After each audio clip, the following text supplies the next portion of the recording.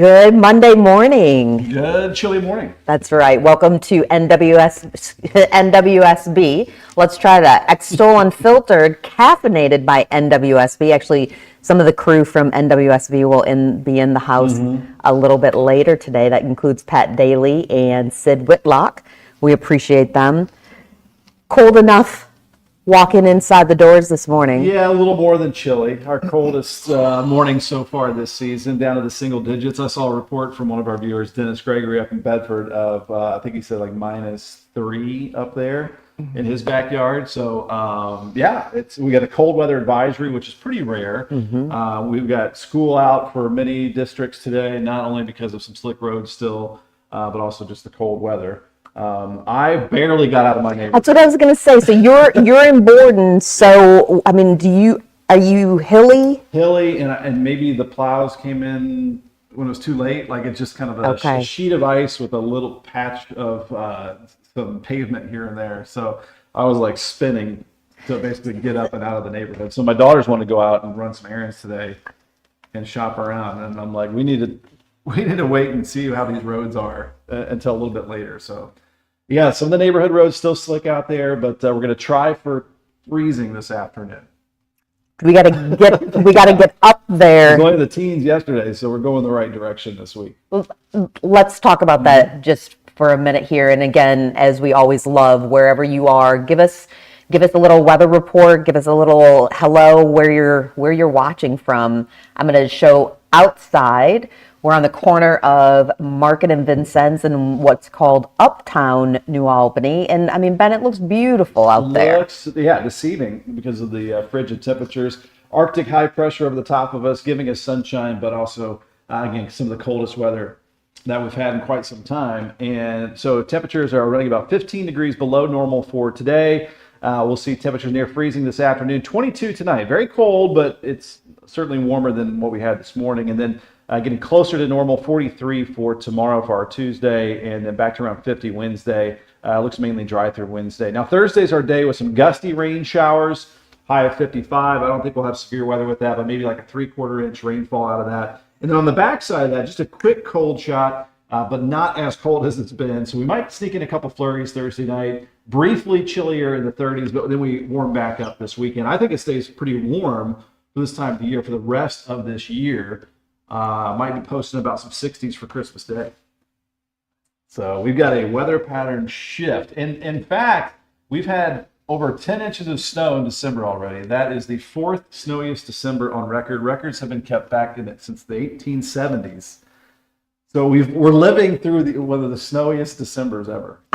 I'm stuck on, did you just say 60s for Christmas? You got to love the weather in the Ohio Valley. Really? Yeah, So it's like a box of chocolate. You never know what you're getting. I mean, you never know. So we're going from, I mean, that beautiful snow, lots of sledding, ice pack, and, my daughter built an igloo. I mean, those kinds of things, which of course did not last, to, I mean, these are like heavier winter tights, even though they don't look like it. My legs were crying this morning, just walking outside. I know. And it can actually, on a cold morning like this, it can turn dangerous pretty quickly if you're not prepared. Like if your car is stuck on the side of the road, which I saw somebody stuck on the side of the road this morning, and you didn't bring the right kind of gear, you can freeze pretty quickly. So thankfully we're going to claw out of this, start to thaw out here pretty soon over the next couple days. But had some fun in the snow with my daughter over the weekend, and my son is doing the synchronous learning, but also after that heading to Perfect North. Perfect North slopes are open 2 hours up to the north, so he's going to go skiing with some buddies. I love that. Perry Porter says, "Good morning. I got my coffee and keep refilling." Cheers Perry to Porter. you, Perry. I keep refilling too because it's the only thing that's keeping me a little bit toasty here. Wherever you are watching Extol Unfiltered, caffeinated by NWSB, drop in the comments. We love reading them. We love knowing what you're up to on this chilly but beautiful Monday morning. So you're in Borden, and you said that you had a hard time getting out. I live on a hill, and so we've been stuck on the hill before, but my husband and business partner Jason Applegate did a great job. The first round he shoveled, like literally shoveled the entire driveway, which that is a feat.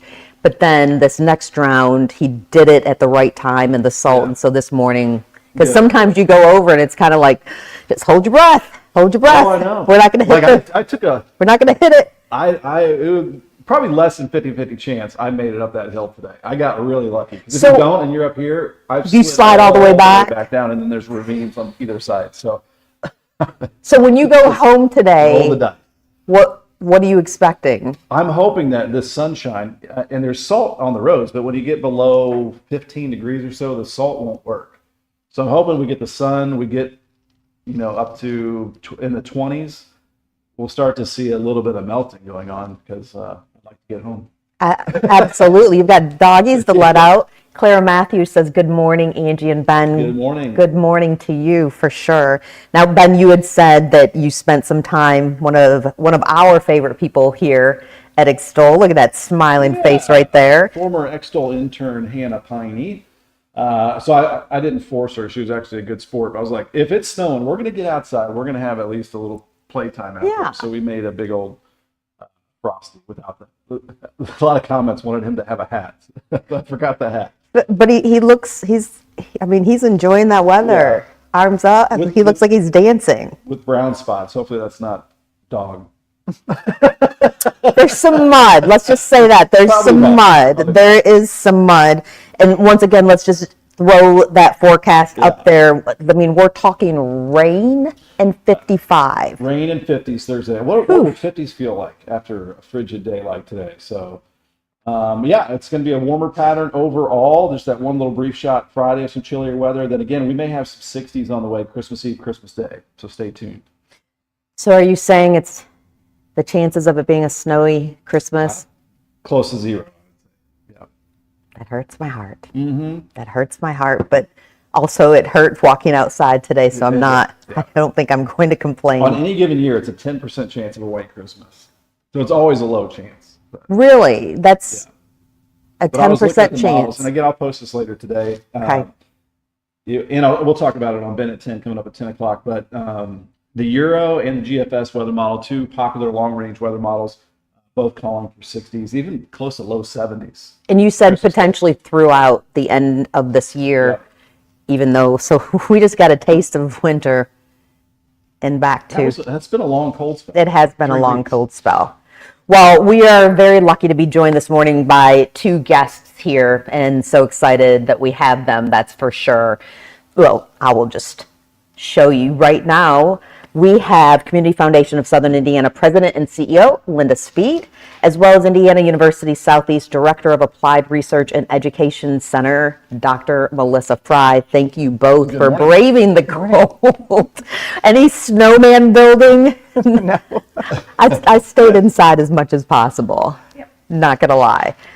When we wanted to start with you, for people who don't understand, and I mean, we could spend an hour talking about the Community Foundation of Southern Indiana. Will you first explain what is it and how is this valuable to our community? I would love to do that, Angie. Thank you. The Community Foundation of Southern Indiana is a local foundation, and it is made up of hundreds of funds. And some of those funds are set up by individuals who want a way to do their own charitable giving, by businesses, maybe by nonprofit organizations. And then we also have money that our board of directors uses in a discretionary way to make grants that lift up the whole community. So we were started in 1991, so we'll be 35 years old next year. And at that time, we were started with maybe $1 million or so and just a handful of funds. And in that time, we've grown to where we have over $165 million in charitable assets that are invested with us and hundreds of funds. So what we do is we try to not only help individuals do their charitable giving, but we try to look at the needs and the priorities of our community. And because we're governed by a local board of directors who have the best interests of the community at heart, and they know the needs and they know who's doing what, in the community, it's a really wonderful way for us to be able to put our finger kind of on what the community needs are and how to drive charitable assets in a way that really leverages a lot of a lot of investment in the community and growth and improvement. We were talking earlier, this has been a big year this year for you guys.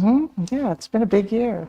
We have a match right now from the Yes. Lilly Endowment, and the history of the Indiana Community Foundations cannot be separated from the Lilly Endowment in Indianapolis, and they've been very generous over the years with matching grants to help Indiana Community Foundations raise those unrestricted assets that we get to use in the community for greatest needs and highest priorities. And we do have a match right now that allows us to turn every dollar that someone gives to us for our community impact fund into $3. We add $2 from Lilly with it. So it's a great way to triple the impact. Oh, yeah. When you say community impact fund, what specifically does that mean? So if I'm watching this right now or in the replay, which we always love when you catch us in the replay, how can I help to get that match?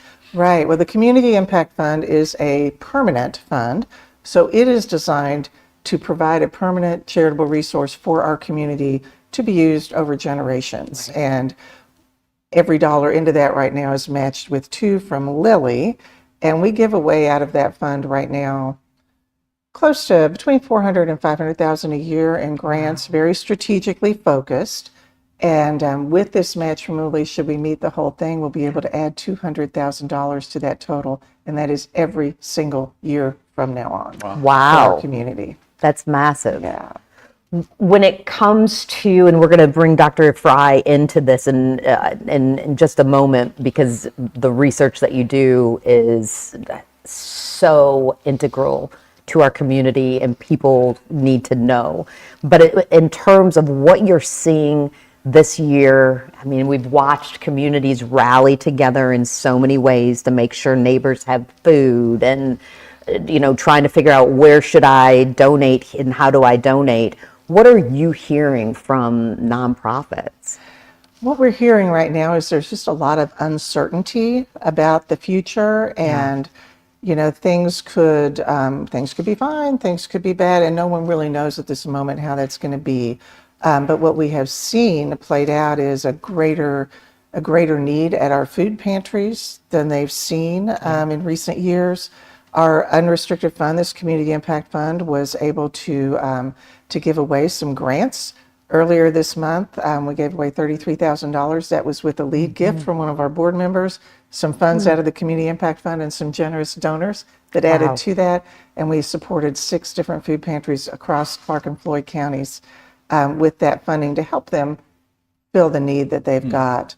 A year ago, we gave a grant to the White Flag Shelter because of the cold weather that we had, like we're having right now. And they were in need of some support, and we were able to use that fund to do that. When COVID hit 5 years ago now, kind of overnight, everything changed, if you all remember. And this fund, our board took $100,000 from this Community Impact Fund and opened a COVID relief fund at that time. Yes. And within a few weeks, we had over $1 million that had been donated to that fund that we were able then to deploy over the next year and a half for PPE and for keeping small businesses open and people employed and all those great sorts of things. There were a lot of nonprofits that overnight had to start doing their work remotely and didn't have the technology to allow them to do that. So we were able to help with that. And that's an example, I think, of a way this fund is so flexible to meet whatever our community needs are at the moment. So it's a great resource to have here in our community. Definitely. Now, I'd love for you, Linda, to just talk for a moment, the priorities for progress in Southern Indiana 2025. How is the Community Foundation partnered with what Dr. Fry is going to talk with us about in a moment? I would love, and I can show you it. Yes. Because here it is.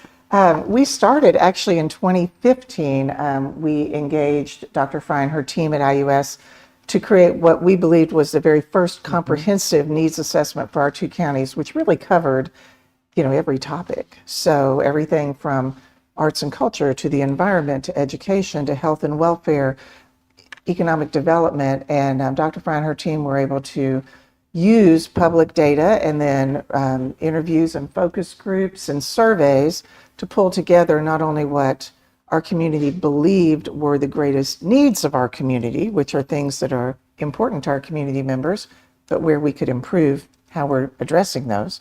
And also the other thing would be our strengths. So where where are we addressing things that are important to us that we're doing well, and we need to keep doing those things. All those were wrapped up into that first report. We refreshed it in 2020, so 5 years later, and then this 2025 edition, which really just came out a few months ago, is a kind of a post-COVID look at the needs and all of that might have changed or been exacerbated by the COVID pandemic. And this has been one of the best partnerships I can imagine between the Community Foundation and the Center for Applied Research and Education, because this data has now become, after the last 10 years, become just sort of standard data that is quoted back to us in grant applications that we get, that nonprofits are using for other applications they do elsewhere, because it's important information that is local and tells us exactly what's happening here on the ground where we live. Absolutely. Well, it's good to be not just sitting here content with how things are going. It seems like you're always looking to improve and improve our community. Right. And needs do change over time. And they do change. And we've got that website that's up there. If you want to learn more, if you want to get a hold of the Priorities for Progress report, you can just go to that website right there. But Dr. Fry, what are the areas that are in particular addressed in this progress report? So again, the Priorities for Progress report covers a variety of areas across from health and housing, mental health, substance use disorder, workforce development and the economy, educational attainment, and arts and culture, quality of place. So it really cuts across a variety of areas that are vital to quality of life and quality of place and our, enriching our lives. So it does dip into all of those areas. And again, we find that the priorities that people really hone in on are health and wellness and the economy, of course, jobs and income levels. And with those and close behind those is housing. So this particular report we did at the same time we were doing a study on income and housing. Right. And so those kind of fit together nicely as well. So ultimately, what did you find? Which I'm just going to be honest with you. Just if you're looking on social media, if you're talking with friends, I don't think you're going to be that surprised. Right. So as usual, people are certainly concerned about the economy and specifically growth in wages, and that growth in wages meeting growth in costs. So one thing that we find in the housing study that's very relevant to the Priorities for Progress is that housing prices, median list prices, have grown in the time that we've been doing these assessments, have grown more than 80% across the 2-county region, while median income, midpoint for incomes in the region, has grown more like 34-35%. So that growth in the cost of housing is really hitting people hard. In terms of health and wellness, which is another focus area for people, people are very concerned about hunger and basic needs. And that was before some of the recent changes in funding structures for food assistance. So these focus groups and interviews were done well before those changes in policy. And now what we're seeing is an already strapped system of a community where people were already struggling to just keep up with the inflation in groceries is really struggling. And our food banks are struggling to stay stocked. So these grants to the local food banks came at a very important time. And having this data already in hand, we knew that this was really a crisis moment for our local food system. It's scary to watch because, like you said, I mean, this has continued. These needs have continued, and I certainly don't expect that we're gonna, here we go, fixed it today, right here. But what can we do? I mean, your average person who has a heart, and I think, I truly believe this, there are so many more who want to help one another than ever before, than the contrary. I truly believe that, but you also feel helpless sometimes. If we're asking people to donate money and then they're taking a look going, but I'm barely able. I mean, what can your average person do? I think a good way to look at it is if I have $1 to give today to address these needs, I can turn it into 3. And I like to tell people when they bring us a donation for the Community Impact Fund now, I like to say, I'm going to get out my magic wand and I'm going to turn this into 3 times what you just gave me. That's pretty unusual and pretty exciting. So the smallest gift to help us meet this match becomes even bigger. And then it's joined with all the others that we've accumulated in that endowment fund, and it is able to do good going on for generations. So I think it's an exciting thing for somebody who thinks, well, my dollar is not going to help that much, but yes, it will. There's a way to make it help a lot, and we can provide that avenue. And you also have a scholarship portal at your website as well, right? So for students. Yes. We offer, nearly 100 scholarship funds at lots of local high schools, maybe at some of the local college campuses, but then also we have some that are in other states, because it's when we work with donors to set up a scholarship fund, it's what does that donor want that money to do? What is the student that donor is hoping to help support look like? It's not what we're doing, it's what that we're helping that donor achieve what they want to do with that fund. I want to go back to what you'd said about even just a small donation. I mean, I grew up single mom, full-time nurse, raising 5 kids in rural Michigan, and I mean, we didn't have anything. But my mom raised us. We may not have much, but we give what we can. And that was just ingrained in our life. And I remember sitting down at that dining room table once a month, and because of the church, that's what we did. We decided where was 10% of her income going to go. And there were times, especially as you became teenagers, and my sisters and I would just, we saw what other people had, but yet my mom was teaching us, we maybe only have this much, that's 10% is this much, but we can do big things with that. And that's what you're saying. You don't have to have hundreds, thousands of dollars to give. Your dollar equals 3. And that matters. That math is very important right now. And it's good through the end of this year. Yes. So we want people to know that. And just imagine if everybody just gave a little, what that could do. Melissa, going back to the priorities for progress, how did you compile the findings? I think that's important. Sure. So the first thing that we do is our commitment was to update the public data. We wanted to make sure that we got up-to-date numbers. We know that our local nonprofit organizations use these reports a lot in their grant writing and in identifying stress areas themselves. Both, they sort of pair that with their own experience to confirm what they're seeing on the ground. But we also then did listening sessions where we were targeting lower income community members. Our last priorities for progress, we knew we had a skewed data set toward higher income, higher education, which is fairly common. And so we recruited folks whose household incomes were below $75,000. And so those conversations were rich. They took place at public libraries and local nonprofit organizations, and we gathered people's ideas about where they saw the greatest strengths in our community, where they saw opportunities, and what some of their big ideas were, what kinds of changes might be transformational for our region. And then we sort of pulled those things together, generated a list of ideas coming out of those big ideas given to us by local residents, and we paired that with the data, and we did what are called gallery walks. So people came to the public libraries and we had posters of the quantitative data and then lists of priorities, our standard areas that we've asked people about over all 3 of these assessments, and then some of these ideas for how to address things. And we had people vote. We also did a survey that we sent out to nearly 500 households. Didn't have a huge response rate, but we did hear back from folks. On that survey, we asked people to prioritize needs across areas, and we asked them also to vote on these ideas for things that we could do. So we pull all of that together and kind of triangulate all that data to come up with our assessment of where people see strengths and where there's opportunities for growth and new commitments, perhaps.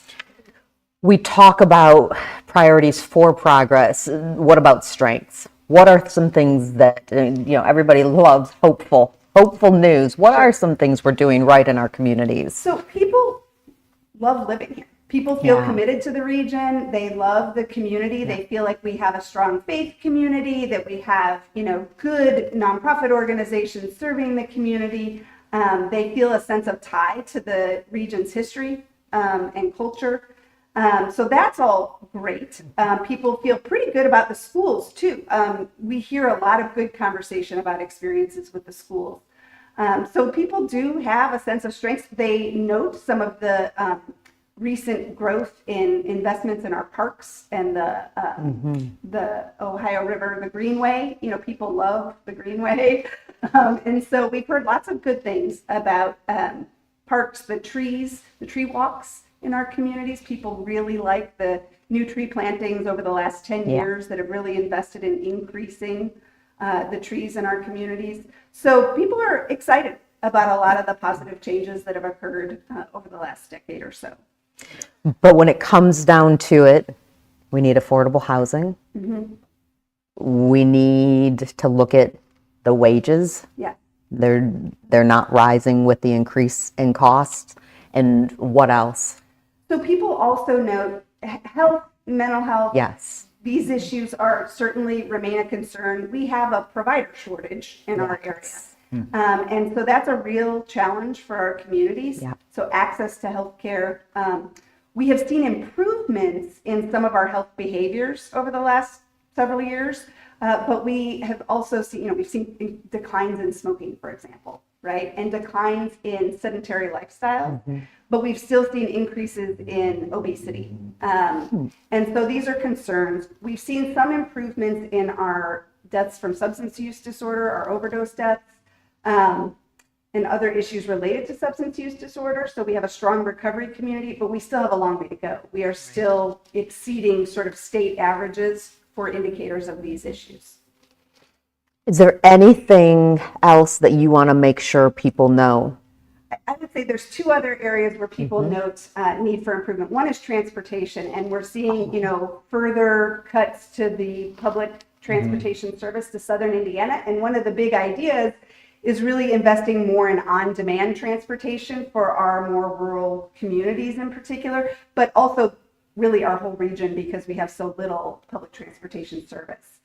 They also want to see more holistic approaches to workforce development. So people know that with technology changing so fast, we need workforce development at all stages of our careers, whether your career is tied to a college education or trades. All across the board, we need that workforce development training and education to be geared at lifelong growth, right? And adapting to changes in our economy. Absolutely. And Linda, the last word for you for sure. Well, I will say that this last 2025 update, we made a very intentional outreach to the more rural communities in our two counties, which was very strategic, and we wanted to hear from those more rural voices because it's important to make sure we're hearing from everybody. We also made a more intentional outreach, as Melissa said, to reach folks maybe in some of the city centers, just so we were getting a good overview of the whole community. So that's all incorporated into the report. And the other thing I'll say is our board of directors does use this information to make its grant decisions that come out of that community impact fund. And it's done very strategically. For the last 4 or 5 years, we've had a quality of place focus for our big grants out of that fund. And I did bring, this is also available on our website, but it's a report that we did on the impact of the 6 grants that we've made over the last 5 years. They totaled $700,000. Wow. It was for inclusive playgrounds in New Albany and Charlestown and Borden. We did a sidewalk, kind of a connector sidewalk project in Georgetown. The little pocket park that's next to the Jeffersonville Public Library that's got the train and the storyboard and all that. And then the kayak launch, the Krogan launch for the kayaks and paddle access at Origin Park, were the grants that we made out of this program, $700,000. And what we learned in assessing those this many years later, so some of them were 5 years old by the time we got to do this, those grants, $700,000, leveraged $2.3 million in additional investment in those areas. So quality of place investment is a strong way to start lifting up the whole community. And the report does show that, but we're very excited about that. And we'll be using the new data that came out of the 2025 needs assessment to kind of fine tune and hone in on where are some, Melissa likes to talk about leverage points, things that you can invest in, that when you invest in those areas, you are turning the dial on a lot of other things. So one example that I know Dr. Fry has given before to us is if, let's say you build a new child care center. So we have a dearth of child care centers.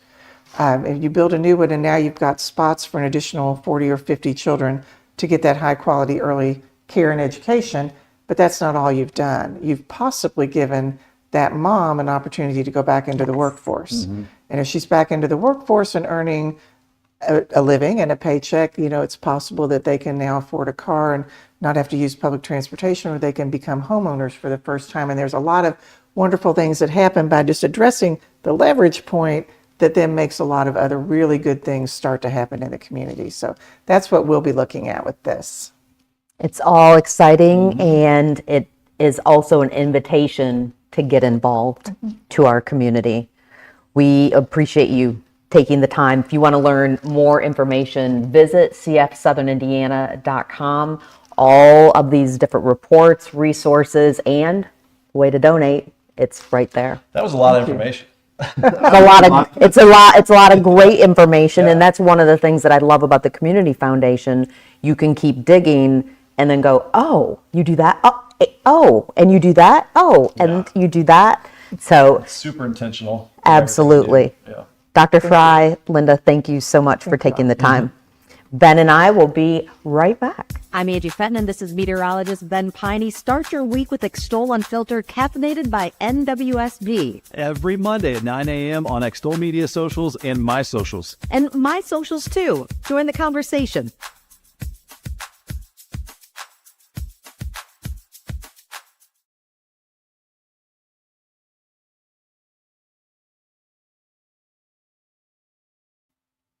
We have some of those fine folks who are headed to Extol on this freezing cold morning. But Ben, time for our event of the week, and I absolutely love this. I think this will resonate with a lot of people. It's our event of the week presented by Rasmussen Chiropractic. And also wanted to tell those of you who are in the comments, we see you. We're going to jump to the comments here coming up in just a moment.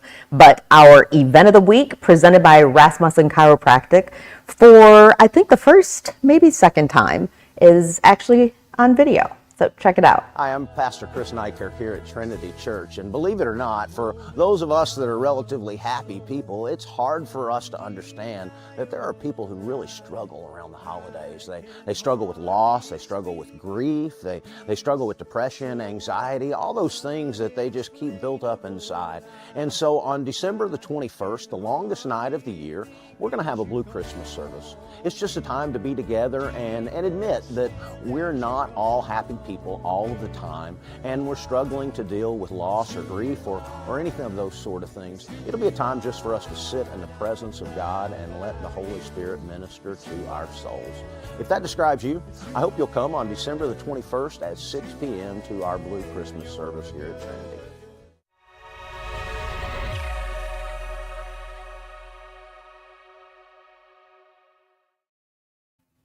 I love that Trinity Church in New Albany is having that December 21st, that's Sunday, 6 p.m. It's just Blue Christmas, Christmas holidays can be really, really difficult for people.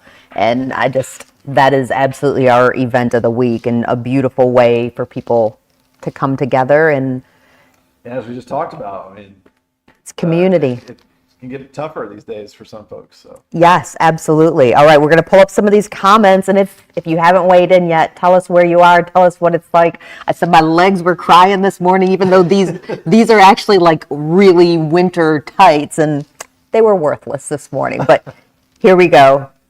Janet Berry says, I have a sweatshirt with a snowman on the front, and in the middle of the snowman, there's a stain. So it's like your snowman. Yeah. We showed a picture of Ben. I'll pull that up in a second. But she said, I tell people he was rolled in dirty snow.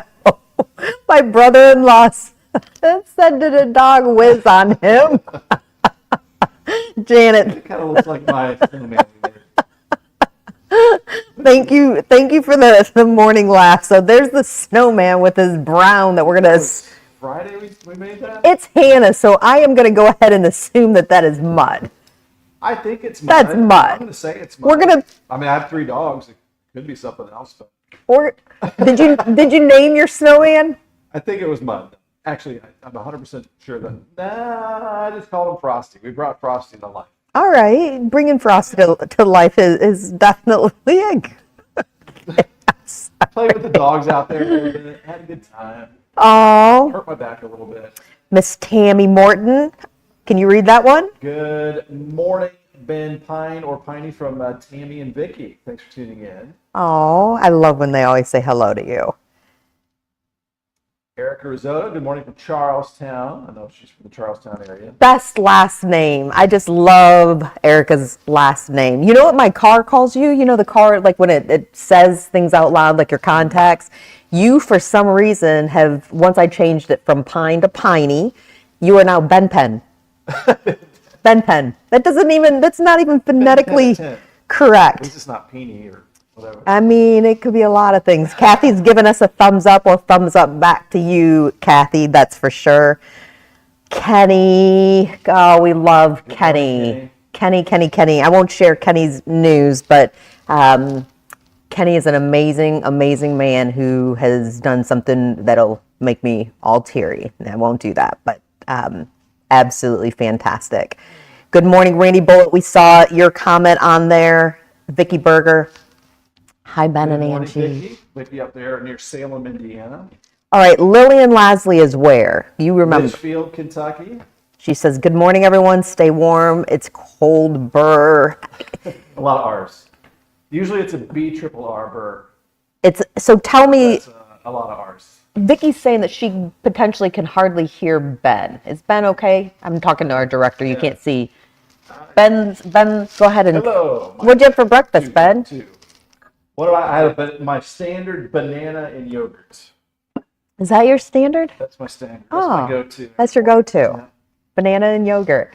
All right. Well, if you can't hear Ben, let us know. But is it colder in Kentucky than it is in Indiana? No. Same? In fact, later today, especially by you, Lillian, if you're in southern Kentucky, you might make it up to the upper 30s today, while most of us are going to be stuck in the upper 20s and low 30s. When you have a little bit of a snowpack on the ground, it'll be colder than what the weather models tell us a lot of times. Okay. So there were, in fact, some areas this morning that dropped to 0 or even below 0 outside of the city. Okay. Kathy Kreider says, good morning, everyone. Sun and snow.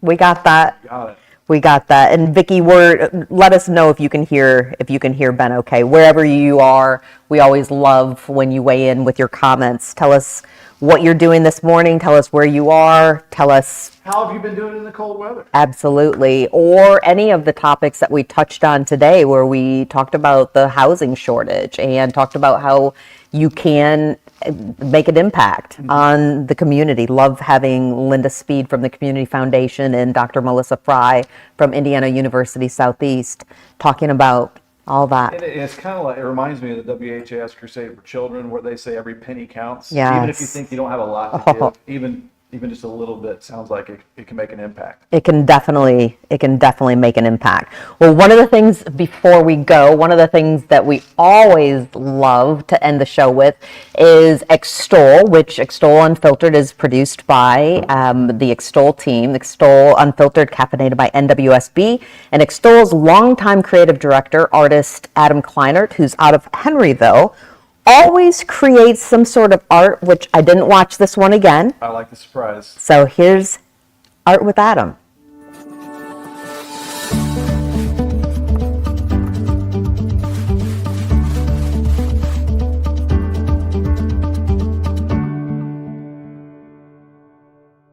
Johnny Gruel started as a political cartoonist for the Indianapolis Star. One day, while he was rummaging in the attic of his mother's Indianapolis home, he found an old, faceless rag doll his mother had made for his sister. At the time, he said the doll would make a good story. He drew a face on it and named the doll after Hoosier poet James Whitcomb Riley's poems, the Raggedy Man, and Little Orphan Annie. Today, we all know this famous Indiana doll as Raggedy Ann. Wow. My mom was always a huge fan of Oh, Raggedy. I loved growing up. I had the There's homemade. a generation that has no idea about that. Oh, 100%. If you asked Olive, who's going to be 10 in January, she'd be like, who? Exactly. Yeah. But I can even see that rag doll somebody made for me. Oh. So we got a comment, Kathy. I can hear you both very well. But what kind of yogurt do I eat? Usually the Chobani. I'll go to Sam's and get the big thing of yogurt. But Vicky says still can't hear her. I don't know. Maybe it's the computer. Maybe it is. Yeah, maybe it is the computer. She's from Salem and with her great-grandson on his Chromebook for school. Maybe I'll get smarter. Biggie, I'll tell you what, last week what day was it when the kids, it was e-learning anyway. I can't keep track of all these days. It was synchronous, meaning that they were on there with the teacher. Asynchronous means that they do it on their own. So Friday they were off. It's a lot. It's a lot. And they were a week before they were off. And by That's off, 3 days. Yeah. I dropped my kiddo off at the YMCA since we have meetings all over the place and she needs constant access to the internet. But yeah, she was trying to get me to help her with math, and I showed her how to do math, and of course, like that's no longer good enough. Even though my answer was correct, no, Mom, that's not how we do it. And I was like, well, let me just tell you that it's still correct. It's still correct. Like I'm no help. I'm no help. Kathy Kreider said, I still have my Raggedy Ann doll, and she's about 60 years old now. It's got to be worse. Oh, and the memories of that. Kathy also says, I have some of the yogurt in the fridge and need to try it. You know what my husband likes? And I just bought this for the first time because I didn't know this. We've been married for 11 years. Sorry, I just stole on that one. We've been grape nuts and yogurt. You know grape nuts. Oh, yeah. I used to love grape nuts. And so I just got some of that for I him. have to try that. Little fiber in there. Yeah. And what we have in the fridge right now is not Chobani. It's actually whatever it is at Aldi over here on Grant Line. Oh, okay. I don't remember the brand, but It's delicious. it's all good. Erica says another snow day for our third grader. I know. But at least for, and if I don't know what school district you're in, but this counts. Because remember last year when that entire the first week of spring break got thrown out because of snow days? Yeah, at least the synchronous counts. And I don't know about asynchronous. I guess that counts too. It counts. It counts. I don't know. It's all confusing to me. I don't know. We're learning. And today was I would say quarter snow day, more cold day. We don't get a cold day very often. Some of the walkers, I have a garage. I didn't grow up with a garage, but I have a garage now, and I just am so thankful. I don't think I'll ever lose that, where we had to walk to our car. Like that's also how I was when I was over in Louisville. I street parking and all of that, and so I do like walking into a garage, but walking just into Extol, like I said, my legs were crying. This doesn't happen very often. It's kind of cold weather. But one more time, because Bennett 10 actually is going to start on time because we didn't eat up your time. But it's 9:44 at this. No, my son was texting me during the interview. By the way, was he? 'Cause he was trying to find these nice ski gloves since he's going to Perfect North today. So he's like, "Where are these gloves at?" I'm like, "Go look around." And where is Perfect North? Perfect North. That is 2 hours northeast Lawrenceburg, Okay. Indiana, just outside of Cincinnati along the river. And then Paoli Peaks is an option, but I will say, no offense to Paoli Peaks, Perfect North has been open a lot longer. I got it. Over the last couple of years. It has been starting up quicker too. Vicky Berger says, I love Ben's top. You know what, Vicky, when I walked in this morning, it's the first thing that I noticed because I love that. That's like quintessential winter sweater, isn't it? And also his has a hoodie. on it. Like it's a hoodie. So he is, go ahead, put that up there. See, fully warm, fully warm. You'll see me about every family gathering in this sweater. I don't remember when I got it, but Oh, Erica, this is so sweet. She's of course she was talking about e-learning, asynchronous or synchronous, but so this would be synchronous. It's amazing to watch 24 kids and their wonderful teacher doing e-learning at Silver Creek. So much patience. So much patience. I do that, Erica. I will like if I'm working from home and it's a snow day, I will like peek in on Olive and then realize that I've got like my hair thing in and, you know, I look like the abominable snowman and whatever, but I don't care. I just peek in and you can kind of see half of my face just to watch all these little faces on the screen. And then my daughter's teacher is Mrs. Hill, who was also her kindergarten teacher and is now her 4th grade teacher. And it's beautiful. Couldn't agree with you more. Thank you, thank you, thank you to our educators. So much patience. No, you can. I'm not going to tell Adam you. has a- I'm just saying I kind of looked over my son's shoulder on synchronous learning on one of the classes, and it seemed like a lot of the kids were getting out of hand. A lot of kids that I know that are great kids, but it seemed like it was a wild classroom, and maybe the teacher was just having fun. But I was like, I'm not gonna tell on these wonderful kids. I did not mean to call you Adam.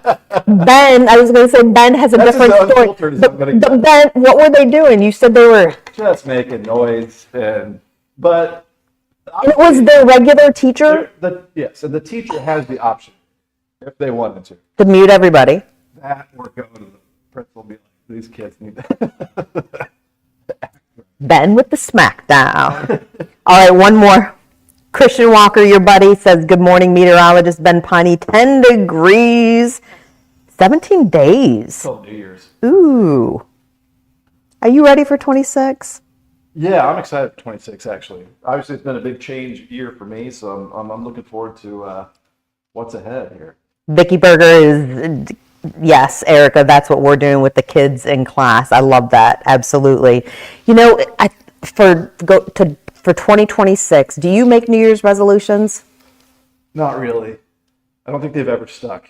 See, I want to do things on a random Tuesday. Like, I agree. Like, but just the freshness of 2026 and having a goal list. My friend Donna Ennis, we're getting together and we're going through.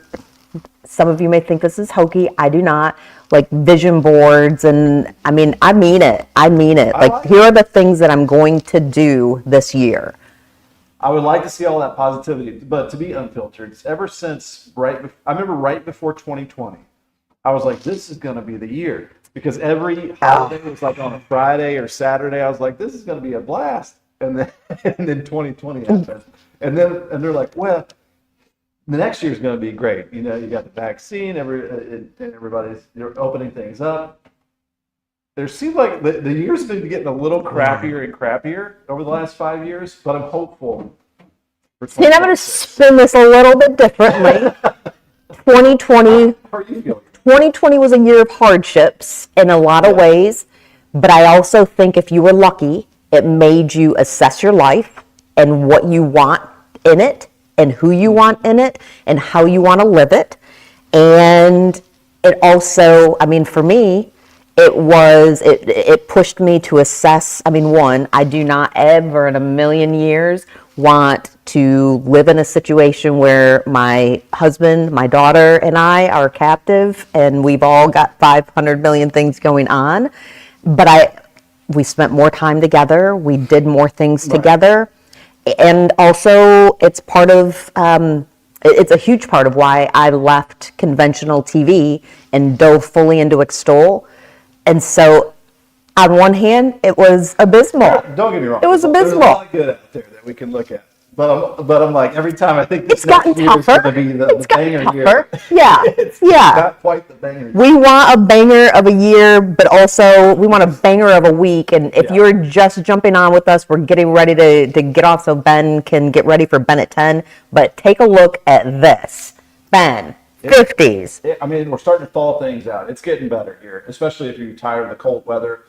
Today's near freezing with sunshine. It's still very cold tonight, low of 22, but not as extreme and severe as the cold we had the last couple of mornings, and then 43 closer to normal. Normal high is 47 this week, and then a little above normal as we head to midweek. Now, it looks like Wednesday is primarily dry across the area. Thursday is the wet day. You might get 3/4 of an inch of rainfall out of this. Some gusty winds. Severe weather threats very low with that. And then a brief shot of some chilly air Friday before we're back into some 50s for this weekend. So, and then again, the big teaser here, and stay tuned.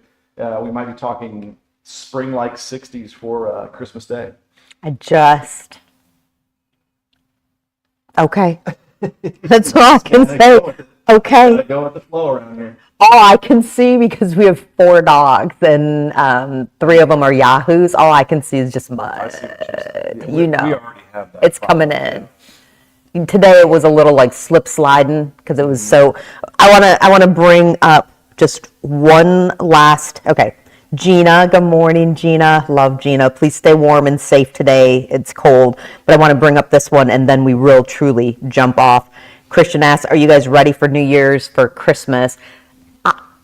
Don't tell my husband, but my daughter and I are so excited about one of the gifts that we got for him that we both have just promised, like, just don't talk about it. Like, don't talk about it. I hope he's not watching. I think it's a home run because he is very difficult to buy for. I'm done doing gift cards because he just doesn't use them. I'm just so many things, but this one, I'll share it when he receives it on Christmas. Yeah, for sure. But what about you? I'll give it all props to my wife. She did all the shopping for the Yeah. kids, so they're taken care of, it looks like. And I don't think Sarah and I aren't shopping for each other. Yeah. I had to get some side-by-side tires, and That's a there gift. was enough money going out Yeah. for different things. So, we're ready to go. We're ready to get into the new year. We did that before where I did not want to, and we are not going to give each other gifts, and we agreed to that, and then guess who broke the rule? No. No. Stereotypically, they will say that women do. No, he did. That's how it usually is for me. I was like, but I didn't get you anything because we agreed on this. But it's better than me back in the day where I'd be like dropping in Walgreens last minute. Okay, yes. Seeing what's left. What's good luck with that one. But as far as New Year's goes, I can promise this: I will be in bed asleep by 9 o'clock, hands down. Although there's one year of my life that I can remember going to a New Year's party and having the best time because I love to dance and I love music. If I could find that party one more time, but I want to be with my daughter. I miss like the 80s, 90s Rockin' Eve back Yeah. in the day. Now when I watch it, I don't even know who these people are that are like on stage. So I can't connect. What time will you be in bed on New Year's? I mean, usually we stay up for the ball drop, depending on what we're doing. It used to be, and I wish somebody would pick this up. We actually tried to host one several years ago and had a decent response. I miss Lynn's Paradise Cafe over in Louisville having their New Year's Day pajama party. That was my all-time, I couldn't care less about the ball dropping, but that was my all-time favorite way to start the New Year's. Awesome. Yeah. Was it coming back or no? No? It's not coming back. Long gone. So if you're going to throw a New Year's Day pajama party brunch, clue us in. Let us know. All right. Ben at 10 is coming up at 10. See you there. Have a great rest of your Monday. Thanks for joining us on Extol Unfiltered, Caffeinated by NWSB.